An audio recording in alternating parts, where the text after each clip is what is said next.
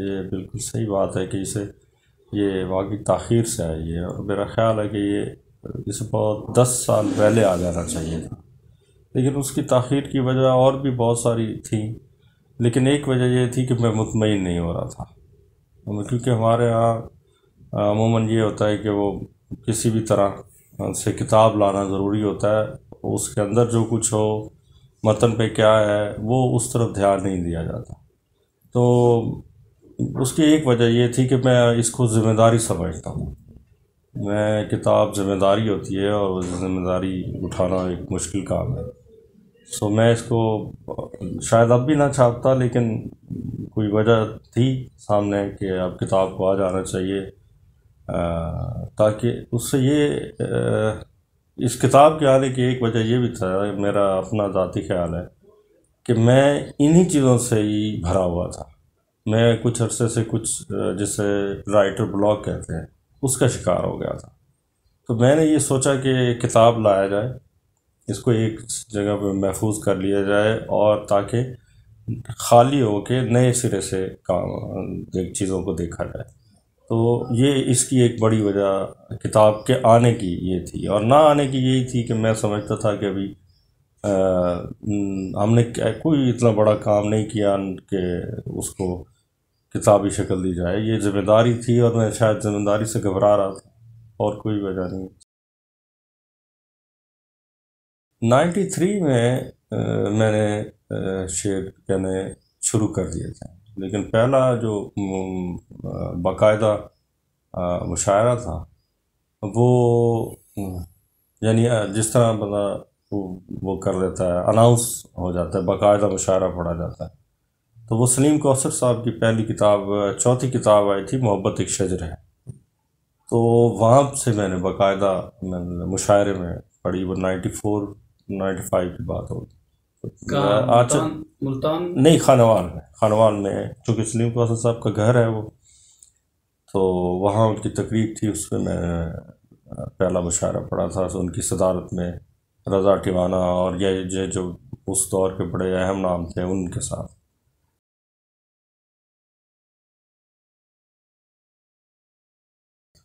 وہ اس وقت کا ادبی ماحول یہ دیکھیے کہ کبیر والا میں یا اس کے گرد و نواح میں، خانوال میں بہت بڑا شعر کہنے والے لوگ موجود تھے، ان میں رام ریاض صاحب موجود تھے، کیا بات، بیدل حیدری موجود تھے، خادم رضوی موجود تھے، یہاں پر اسلم کونسری، یہ اسلم انصاری صاحب موجود تھے، اس میں اصغر علی شاہ، اصغر شاہیہ، یعنی بڑے نام ارد گرد سارے موجود تھے، اور اس کے باوجود کبیر والا کو ادب کا لکھنؤ کہا جاتا تھا۔ یہ اس طرح کا ماحول تھا، تقریباً سب لوگ یہاں آتے اور رہتے، برلا صاحب یہاں رہے تو ان دنوں تو وہ سرگرمیاں، جاوید شاہین صاحب بھی یہاں رہے یا نیسلے میں تھے، اور برلا صاحب ڈی سی تھے ان دنوں خانوال میں، وہ ادبی سرگرمیاں اپنے عروج پر چلی گئیں، ماحول اس طرح کا تھا کہ شاعری ہی ان کا اوڑھنا بچھونا تھا، لیکن اس کے لیے ہمارے لیے اس میں مشکلات تھیں، مشکلات یہ تھیں کہ جو شعر کا ایک معیار انہوں نے دے دیا تھا، نہ سامع اس پر کمپرومائز کر رہا تھا، نہ شاعر کرتا تھا، بہت اچھا، جو معیار انہوں نے ہم شاعری میں دے دیا۔ اب ہمارے لیے ایک مشکل یہ تھی کہ ایک لائن ڈرا ہو گئی تھی، اس سے نیچے نہ سامع سن رہا ہے، نہ شاعر کو شاعر تسلیم کر رہا ہے۔ دوسری وجہ یہ تھی کہ اب ان کی موجودگی میں کیسا شعر کہا جائے، مطلب بیدل حیدری صاحب موجود ہیں تو وہ اگر شعر کہہ رہے ہیں تو وہ کہہ رہے ہیں، ان کا ایک خاص ڈکشن تھا، ایک پورا بیک گراؤنڈ تھا، کچھ ترقی پسند لوگ ان کو ملے، صحیح، انہوں نے اس طرح کی چیزیں بھی کہیں، تو بھوک، غبارے اور اس طرح کے اگر شعر کہے تو وہ ہم پر چھاپ لگ جاتی تھی کہ یہ بیدل حیدری کی شاعری ہے۔ اچھا، یہاں اور ایک قداور شخص تھے، ان کو وارث شاہ ایوارڈ، خواجہ فرید ایوارڈ بھی ملا ان کی کتاب پر، منورتی. تو وہ جنگ کی زبان شعر میں استعمال کرتے تھے جیسے شیر عبدالجعفری صاحب کرتے ہیں. مطلب اگر آپ نے رت استعمال کی ہے اور کھیت کھلیان استعمال کر لیے تو وہ کہتے جی غزل آپ نے خادم رضوی صاحب سے لیے. اور ایک نیا شعر آ رہا تھا جو جس کی روایت، جس کا ہیرو تبدیل ہو رہا تھا. ہمارے ہاں جو شاعری کا ہیرو ہے وہ عموماً بڑا دیکھا ہوگا روایت میں جس طرح کا ہے، وہ اس وقت ثروت اور افضال احمد سید اور خالد اقبال یاسر اور معذرت یہ سلیم کوثر صاحب، صابر ظفر، اظہار الحق، اور ایک اہم نام ہے غلام حسین ساجد، یہ لوگ اساطیری غزل کی طرف آ گئے تھے. تو ہمارے لیے اس میں بڑی وہ تھی کہ ایک عہد ترقی پسند، اس وقت سوویت یونین کا بھی وہ ہو چکا تھا، وہ ختم ہو رہا تھا، غزل اپنے ایک نئے مرحلے میں داخل ہو رہی تھی. اور اس کے لیے ہمارے پاس یہ تھا کہ ہم اگر منفرد نہیں کہہ سکے تو مختلف کہہ لیں. تو یہی وجہ تھی کہ میں نے ان سے بچتے ہوئے غزل کے لیے جو پیرایا استعمال کیا وہ یہی تھی کہ غزل کا ہیرو تبدیل کیا جائے، جو بڑا اس کا بڑے جو غزل ہمارے ہاں کہی جاتی ہے وہ اس کا ہیرو بس ایک طرز کھایا جائے اس پر. لیکن آپ غور کیجئے، اگر آپ ان لوگوں کی جن کا ذکر میں نے کیا ہے ابھی، ان کے ہاں اگر دیکھیں گے خاص طور پر ثروت کے ہاں، تو اس کا ہیرو بڑا اور طرح کا ہے. اس کی غزل میں جو ہیرو ہے وہ آپ غور بھی کریں گے تو سمجھ آئے گی کہ کبھی تیغ سپرد کی، کبھی تحفہ گل تر دیا، اس طرح کا ہیرو ہے. اپنے لیے تجویز کی شمشیر بیرندہ، اس کے لیے شاخ سے ایک پھول اتارا، یہ ہیرو تھا اس کا. تو میرے لیے یہ اٹریکشن تھی کہ اس کا ہیرو اس طرح نہیں ہے جو وہ ہوتا تھا. تو میں اس غزل کی طرف آیا اور یہاں سے میں بچا ان غزل سے کہ یہ جو اس کے خد و خال واضح نہیں ہو رہے تھے کہ ترقی پسند کے اثرات ہیں، یا تخلیق کو تخلیق کی سطح پر رکھا جائے، یا تخلیق کو تخلیق برائے ادب، یا تخلیق برائے زندگی، جس طرح سے ہمارے ہاں چلتا ہے ادب برائے ادب اور ادب برائے زندگی والے معاملات تھے. یہ پس منظر رہا تھوڑا سا اس طرف آنے کا، اس غزل کی طرف آنے کا. دیکھیے یہ جو شاعری ہے وہ ہنر تو ہے نہیں، یہ تخلیق کا ہے، اور سوچ کے طے کر کے شعر نہیں کہا جا سکتا. اس پہلی بات تو یہ ہے. دوسری یہ ہے کہ میرا معاملہ یہ تھا کہ میں یہ دعویٰ نہیں کرتا کہ میں نے اپنی روایت کو سارا پڑھا، لیکن میں نے یہ دیکھا کہ اگر آپ روایت کے ساتھ جڑے رہیں تو آپ اپنے جو غزل ہے اس کا جو بنیاد ہے نا اس کے ساتھ جڑے رہتے ہیں، وہ آپ ہوا میں معلق نہیں ہوتے. صحیح.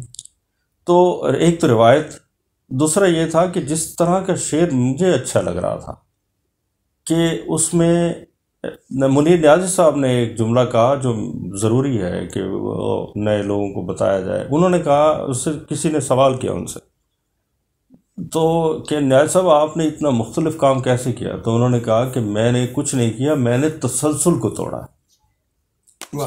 تسلسل کو توڑا. تسلسل سے میں نے مراد یہاں لی کہ بنیادی طور پر وہ تلازمے کو توڑنے کی بات کر رہے تھے. جب آپ تلازمہ توڑتے ہیں تو نئی امیجری آتی ہے، نیا ڈکشن آتا ہے، وہ آپ تسلسل توڑتے ہیں نا، جو تلازمہ چلا آ رہا ہے شاخ کا بلبل اور باغ اور ان چیزوں کے ساتھ، نئے تلازمے کے ساتھ آپ آئیں. تو ایک فضا مجھے خود اچھی لگتی تھی. روایت موجود رہنی چاہیے، وہ غزل کا حسن ہے. اگر آپ نہیں کریں گے تو عجیب سی چیزیں سامنے آئیں گی جس کا کوئی وجود نہیں ہے. وہ زمین سے نہیں جڑی ہوگی، کم از کم یہ ہوگا. زمین سے جڑی ہوئی غزل نہیں کہہ سکتے اگر آپ روایت میں کو نظر انداز کرتے ہیں.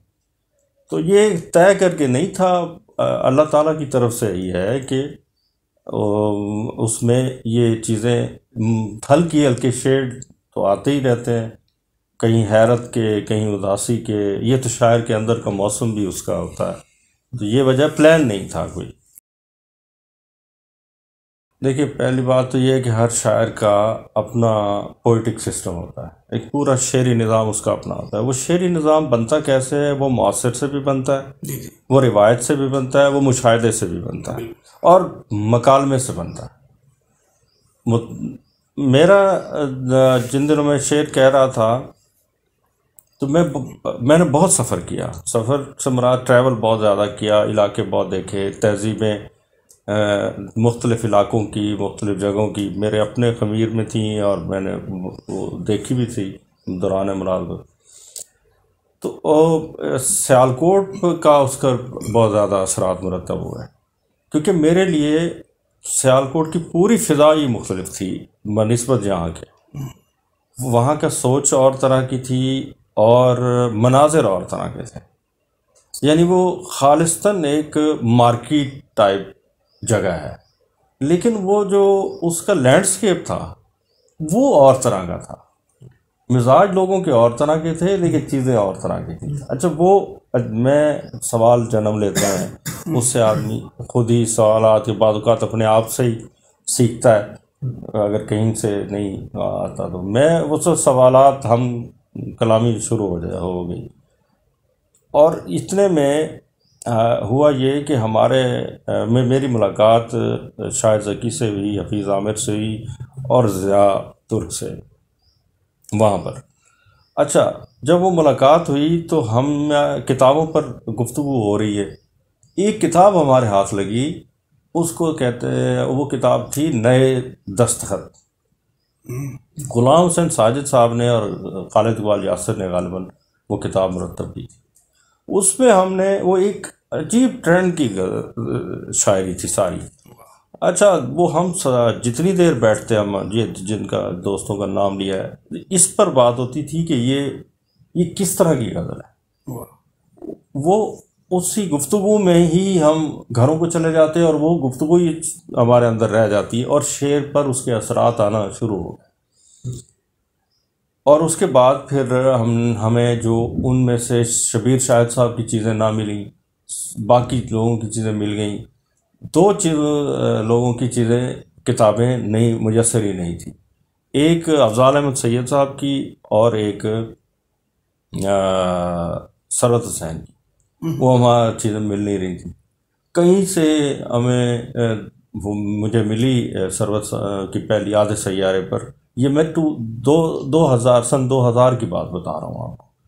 وہ ملی تو ہم نے باقاعدہ اس پر پڑھتے تھے اور گفتگو ہوتی تھی، مکالمہ ہوتا تھا، جس کا نتیجے میں نے آپ کو کہا کہ ہم نے یہ اس میں سے اخذ کیا اس شاعری سے کہ اس کا ہیرو تبدیل ہے باقی شاعروں کی نسبت. 3 طرح سے میرے نزدیک آپ مختلف ہو سکتے ہیں شعر میں. ایک آپ ڈکشن کی یا لفظیات کی سطح پر آپ اس تبدیلی کو قبول کر لیں، ایک یہ ہے. دوسرا یہ ہے کہ آپ شعر کی فضا تبدیل کر لیں. تیسرا یہ ہے کہ آپ مضمون میں اس کی توسیع کر لیں مضمون کی سطح پر. پہلا جو ہے وہ ہے لفظیات کی سطح پر تبدیلی کو قبول کر لینا، جو ظفر صاحب کر رہے تھے کام، جو حالی صاحب پہلے کر چکے تھے. ظفر صاحب چلے اور بعد میں ایک سلسلہ چل پڑا. انہوں نے لفظ کی سطح پر تبدیلی لے کے آئے، ہر زبان کا لفظ استعمال کیا، ہر طرح کا لفظ استعمال کیا. ظفر صاحب کے ہاں ایک چیز کی گواہی آپ بھی دیں گے، اور یہ بڑی خوبصورت بات ابرار صاحب نے کہی کہ ڈاکٹر ابرار صاحب نے کہ ظفر اقبال صاحب کا شعر اگر آپ اٹھا لیں تو وہ سارا کا سارا زبان کی توڑ پھوڑ سے بنا ہوا ہے. جو میں جس کو کہہ رہا ہوں کہ لفظ کی سطح پر تبدیلی لانا. دوسرا یہ ہے کہ آپ شعر کی فضا تبدیل کرتے ہیں. اب دیکھیں شعر کی فضا کو کیسے سمجھا جائے. ایک ہی وقت میں فراز صاحب بھی موجود ہیں, منیر نیازی بھی موجود ہیں. ایک ہی وقت میں اس سے پہلے فیض صاحب بھی موجود ہیں اور مجید امجد بھی موجود ہیں. اب دیکھیں کتنی فضا مختلف ہے, ایک ہی عہد میں مختلف فضا ہے. یہ فضا آپ قبول کریں, کس کی فضا, ذہنی طور پر کس کی فضا کو قبول کرتے ہیں. معاف کیجیے. تیسری سطح ہے وہ ہے آپ کو کہ مضمون کی سطح پر آپ تبدیلی لائیں, کہ آپ یہ سمجھتے ہیں کہ یہ مضمون ادھورا ہے, یہ اس وقت کا معاملہ تھا, اب اس کو تبدیل ہونا چاہیے, اب انسان اس طرح سوچ رہا ہے. بہت سارے مثالیں دی جا سکتی ہیں, تو وقت کی طوالت ہے تو آپ اس کو ہم عصر کے ساتھ ہم آہنگ کرتے ہیں. یوں یہ جو اب ہو رہا ہے کہ نئے الفاظ بھی آ رہے ہیں, اور وہ یہ جو سوشل میڈیا جو اپنے ساتھ لفظ لے کے آیا ہے وہ بھی اب آ رہے ہیں, یا اس سطح کی تبدیلی لے آئے. پہلی بات یہ ہے شاید بلال صاحب اور عابد ملک صاحب اور سرفراز عارش, یہ ان نئے جو سوشل میڈیا کے بعد جو ایک پورا منظرنامہ تبدیل ہونے جا رہا ہے یا ہو رہا ہے یا ہو گیا ہے, یہ ایک الگ بحث ہے. ایک فائدہ تو یہ ہوا کہ لوگ شعر کی طرف آئے, سب سے فائدہ یہ ہے, اس کا مثبت پہلو یہ ہے. لیکن جس رو میں شاعر بہہ رہے ہیں وہ بہت نقصان ہے. میں نے اپنے دوستوں سے, نام مناسب نہیں ہے, 3 سوال کیے ہیں ان لوگوں سے. میں آپ تک وہ سوال رکھتا ہوں, اس پر دیکھیے. پہلا یہ ہے کہ شعر ہماری تہذیب کا حصہ ہے. جو شعر اس وقت کہا جا رہا ہے, کیا وہ اسے چھپوائیں گے بھی صحیح, اور چھپوا کے کیا اسے اپنے گھر میں بھی رکھ سکتے ہیں, کیونکہ شعر ہماری تہذیب کا حصہ ہے. اسے ہماری بہن نے بھی پڑھنا ہے, بیٹی نے بھی پڑھنا ہے. اور اس طرح کا جو تربیت کر رہا تھا شعر, کیا یہ شعر تربیت کر رہا ہے ان کی, اس معیار پر پورا اتر رہا ہے کہ نہیں, یہ پہلا سوال ہے. دوسرا یہ ہے کہ ایک المیہ ان کے ساتھ یہ ہو رہا ہے, نئے لوگوں کے ساتھ, یہ اپنا مستقل قاری نہیں بنا سکتے. مثلا میں اگر دیکھوں کہ شہرزاد ایک رسالہ دنیا داد چھپا کرتا تھا, تو وہ میں اس بنیاد پر خریدتا تھا کہ احمد مشتاق صاحب کی غزل لگی ہوگی اس میں. وہ ایک شعر لگا ہوتا تھا یا 2 شعر لگے ہوتے تھے یا 3 یا بعض اوقات پوری غزل, لیکن میں وہ رسالہ خریدتا تھا اس بنیاد پر کہ میں ان کا مستقل قاری ہوں. اس لوگوں کے ساتھ, جو نئے لوگ ہیں, ان کے ساتھ المیہ یہ ہو رہا ہے کہ ان کا مستقل قاری نہیں ہے. جیسے ہی نئے لوگ ہیں, وہ ایک ٹین ایجرز ہے, جیسے انہیں شعر کی سمجھ آتی ہے وہ سب سے پہلے انہیں چھوڑ کے چلے جاتے ہیں. یہ ایک المیہ ہے. یہ 2 باتیں. تیسری بات یہ ہے کہ جو سینئرز ہمارے اس وقت موجود ہیں, صف اول میں جو موجود ہیں لوگ, تو کیا یہ شعر ان کی موجودگی میں بھی یہی شعر سنائیں گے؟ سنجیدہ لوگوں میں جو لوگ ہیں ہمارے اس وقت, توصیف تبسم صاحب ہیں, افتخار عارف صاحب ہیں, سلیم کوثر صاحب ہیں, اور خورشید رضوی صاحب ہیں, انور شعور صاحب ہیں, اور بہت ظفر اقبال صاحب ہیں. یہ لوگ اگر بیٹھے ہوں تو کیا یہ شعر جو کہے جا رہا ہے اس وقت, کیا ان کی موجودگی میں بھی یہ شعر سنائیں گے؟ کیا وہ اسے قبول بھی کر رہے ہیں یا نہیں؟ دیکھیں, سب سے پہلی بات یہ ہے کہ یہ جو غزل ہے نا, یہ بڑی عجیب, یہ غزل شاعری سی ہے, جادوگری بھی نہیں کہہ سکتے, لیکن یہ اس کا ایک اپنا ہی ایک فضا ہے. اچھا, اس نے ہر دور میں ہر جو تبدیلی رونما ہوئی ہے معاشرے میں, اس کا ساتھ دیا ہے. واہ. یہ آپ نے میر کی اداسی کا بھی ساتھ دیا ہے، غالب کی انا پرستی کا بھی ساتھ دیا ہے، درد کی تصوف کا بھی ہے، اور اقبال کے فلسفے کا بھی ساتھ دیا ہے، یگانہ کی بغاوت کا بھی ساتھ دیا ہے، سب کا ساتھ دیا ہے۔ کیا اب یہ وہ غزل نہیں؟ غزل اب بھی وہی ہے، لیکن بات یہ ہے کہ میرا اختلاف بنیادی طور پر یہ ہوتا ہے، میرا نقطہ نظر یہ ہے کہ شعر، عورت اور گفتگو جتنی لپٹی ہوئی ہوگی اتنی خوبصورت ہوگی۔ بہت اچھی، شعر ہمارے ہاں کیا ہو رہا ہے، اسٹیٹمنٹ دی جا رہی ہے، بہت اچھی، جس سے مجھے میں مضمون یا اس غزل کا ارتقاء یا معاشرے میں ہونے والی تبدیلیوں سے انکار نہیں کر رہا، میں اس کا بیانیے پر کے بات کر رہا ہوں۔ آنا چاہیے معاشرے میں جو تبدیلیاں آ رہی ہیں، اور اس کا ساتھ غزل دے رہی ہے۔ آپ دیکھیں گے غزل ان مشکل سے مشکل وقت میں بھی آپ غزل ساتھ رہی ہے، لیکن اس کو بات لپٹی ہوئی بھی کر لینی چاہیے، اسٹیٹمنٹ نہیں دینی چاہیے۔ ہمارے ہاں اسٹیٹمنٹ آ رہی ہے جس سے مجھے اختلاف ہے۔ بہت اچھی، بنیاد بات یہ ہے سادہ سی۔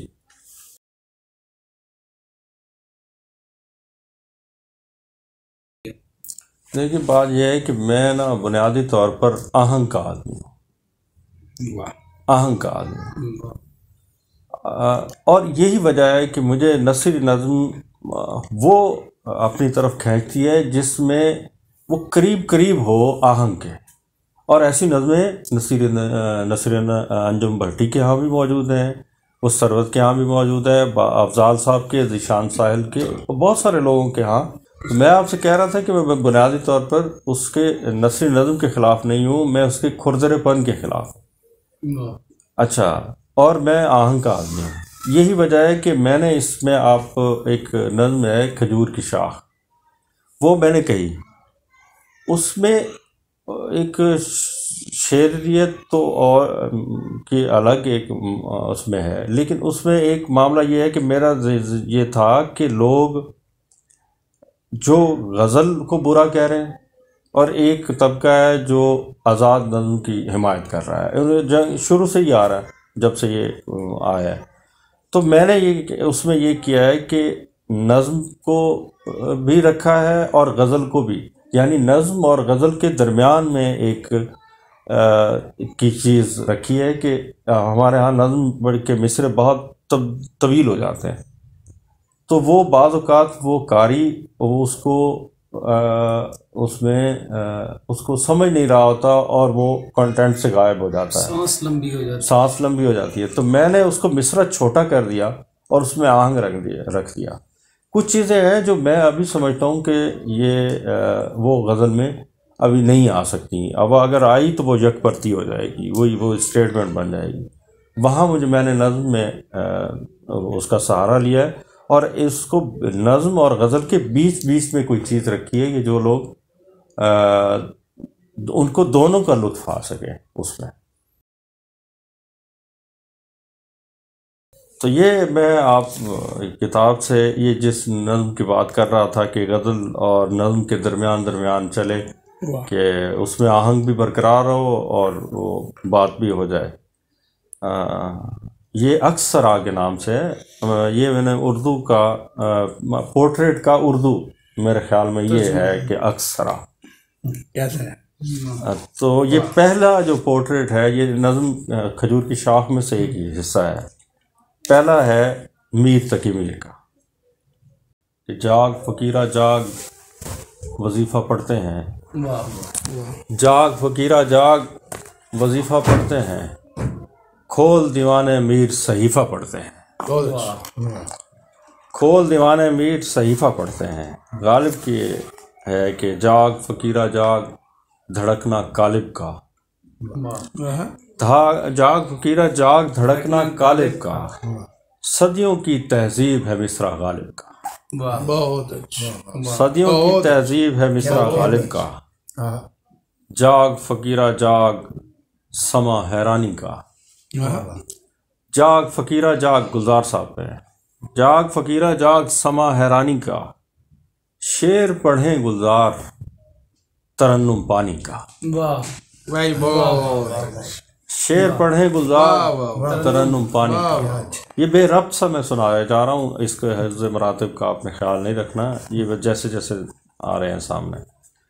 اور راشد صاحب کا کہ جاگ فقیرہ جاگ وہ کوزہ گر آیا، جاگ فقیرہ جاگ وہ کوزہ گر آیا، مٹی والے ہاتھ گلی میں دھر آیا. بہت اچھا. مٹی والے ہاتھ گلی میں دھر آیا. فیصلہ پر ہے کہ جاگ فقیرہ جاگ کہ قصہ باقی ہے، جاگ فقیرہ جاگ کے قصہ باقی ہے، خلق کرے گی راج وہ حصہ باقی ہے. بہت اچھے، بہت اچھے. جاگ فقیرہ جاگ کے قصہ باقی ہے، خلق کرے گی راج وہ حصہ باقی ہے. منیر نیازی صاحب. جاگ فقیرہ جاگ کے 6 دروازے ہیں، جاگ فقیرہ جاگ کے 6 دروازے ہیں، دروازوں کے رنگ ابھی تک تازے ہیں، دروازوں کے رنگ ابھی تک تازے ہیں. ناصر کاظمی صاحب کا کہ جاگ فقیرہ جاگ کہ پہلی بارش ہے، جاگ فقیرہ جاگ کہ پہلی بارش ہے، ناصر جاگے ساتھ دیے کی خواہش ہے، ناصر جاگے ساتھ دیے کی خواہش ہے. ثروت حسین. جاگ فقیرہ جاگ کہ مصرع ثروت کا، جاگ فقیرہ جاگ کے مصرع ثروت کا، نیلے کر دے ہونٹ پیالہ شربت کا. بہت اچھا. واہ واہ واہ. جاگ فقیرہ جاگ کے مصرع ثروت کا، نیلے کر دے ہونٹ پیالہ شربت کا. واہ واہ واہ. سارا شگفتہ پر کہ جاگ فقیرہ جاگ کہ سارا آئی ہے، جاگ فقیرہ جاگ کے سارا آئی ہے، پٹڑی سے ایک نظم اٹھا کر لائی ہے. بہت اچھی، بہت پٹڑی سے ایک نظم اٹھا کر لائی ہے. یہ میرا دل ہے یا کہ پھول کوئی، واہ واہ واہ.